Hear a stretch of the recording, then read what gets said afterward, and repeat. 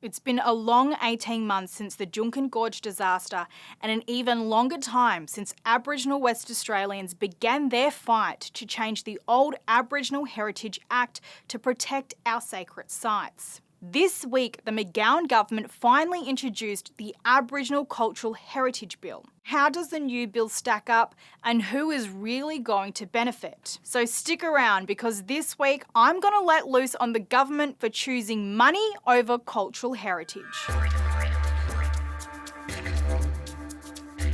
In 1972, a new law came into effect to, quote, protect Aboriginal cultural sites. Unfortunately, we haven't seen a lot of protection. Section 17 of the Act explains that the cause of destruction, damage or alterations to an Aboriginal site is a breach of the Act and therefore a criminal offence. However, under Section 18, landowners can apply to bypass Section 17.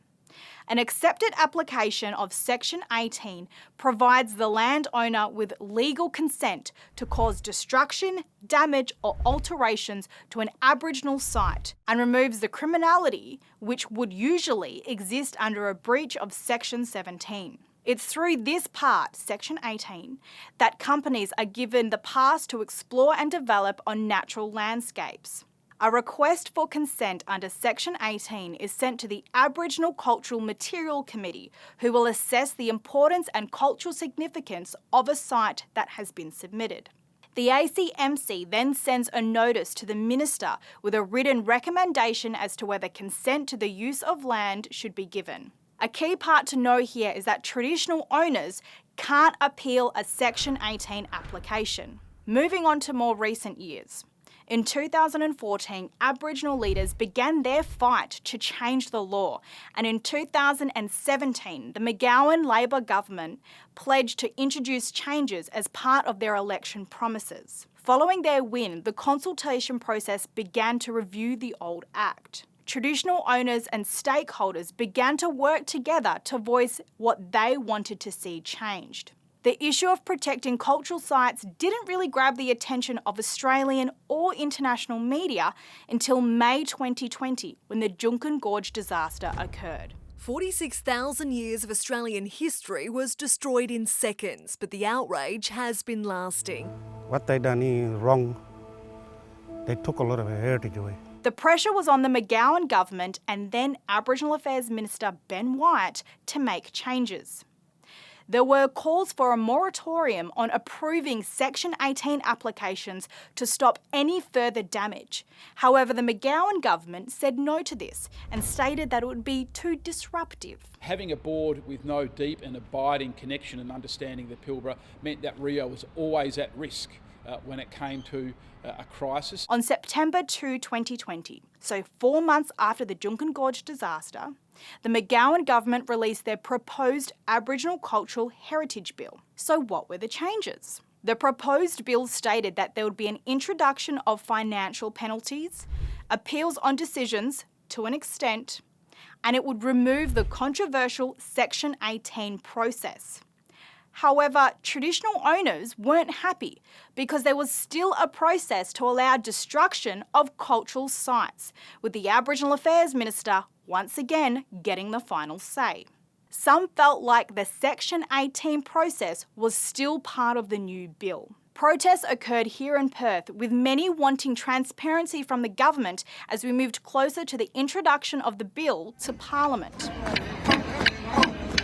But no one listened, and this past Wednesday, the McGowan government introduced the new bill. It's heart crushing, you know. The state's Aboriginal community, who've been a part of the consultation process throughout the whole review, were blindsided by the move because no one knew that the government was going to introduce these changes, yet alone know what these changes were. The bill still has a lot of issues. The less complicated one is that the bill stated that the Aboriginal Cultural Heritage Council, who are kind of like the new ACMC, had to have a majority Aboriginal representation rather than being 100% Aboriginal. The minister handpicks the people that will be put onto the council as part of the determination. But the bigger issue for traditional owners was again the lack of appeals. This bill definitely doesn't come anywhere close as being the best in the nation. WA's Aboriginal Affairs Minister will still have the final say on allowing destruction of Aboriginal heritage sites, with the new laws removing the right of traditional owners to appeal to the State Administrative Tribunal. The bill states an appeal can only be made in 6 scenarios, including against a minister's decision to suspend or cancel the approval of an Aboriginal Cultural Heritage Management Plan. The current bill wouldn't stop another Juukan.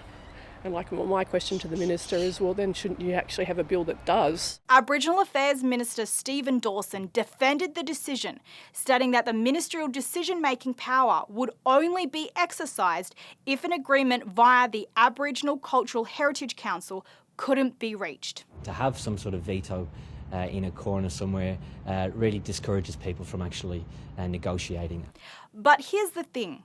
Since the Juukan Gorge disaster, the Aboriginal Affairs Minister, whether that be Ben White or Stephen Dawson, has approved more than 50 Section 18 approvals with only 2 rejections, and almost 30 applications are still awaiting ministerial approval. Just to note here that one of those rejected applications went on to destroy an Aboriginal dreaming site with no financial penalties after a government investigation into the incident decided not to prosecute. We have been waiting years for this cultural heritage bill, and I understand that you can't please everyone. Yes, there'll be some who wanted more, but the reality is this is transformative reform. However, this act is meant to protect Aboriginal cultural heritage sites, and it's clearly not.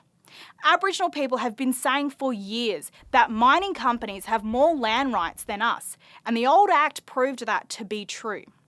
Under the new laws, the WA Aboriginal Affairs Minister will still have the final say in circumstances where traditional owners and mining companies can't agree. They haven't been at the table on an ongoing basis.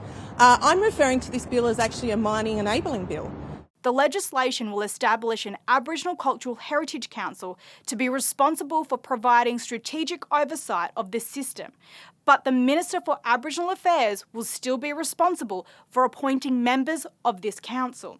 For an act about the people, it sure does look like that the Minister is in control. I get it, a heritage site might not pay for a road or for any additions to Elizabeth Quay, but it suits them, the politicians, to use Aboriginal history to prove that their government is diverse. That should be considered value in its own right, and that the economics shouldn't outweigh the cultural side of things. So instead of treating our history like fine china and bringing it out to impress international visitors, the government needs to actually properly protect it so that it's around longer, because Aboriginal history is Australian history and it deserves to be protected.